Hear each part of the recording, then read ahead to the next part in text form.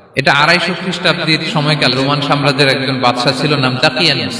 ঈসা আলাইহিস সালাম বিদায় নিয়েছেন 200-250 বছর হলো। তো তিনি ছিলেন পৌত্তলিক, মূর্তির পূজা করত।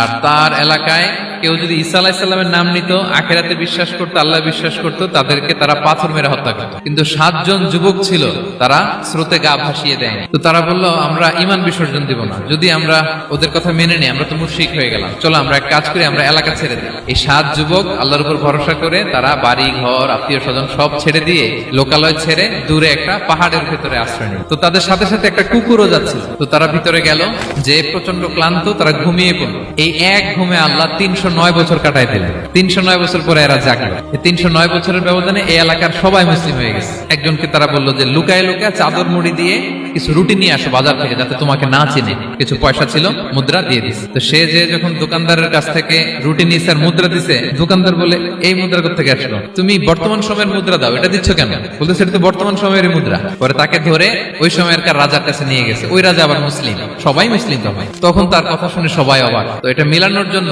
তারা 309 বছর আগের দাকিয়ানুস বাদশার সরকারি যে নথিপত্র, ওই পুরাতন ছিঁড়া নথিপত্র তারা বের করলো। বের করে দেখি ঠিকই দাকিয়ানুস নামে এক বাদশা ছিল, আর অনেক শত শত বছর আগে মোস্ট ওয়ান্টেড 7 জন যুবক ছিল, যাদের ব্যাপারে এক্সিকিউশনের অর্ডার ছিল।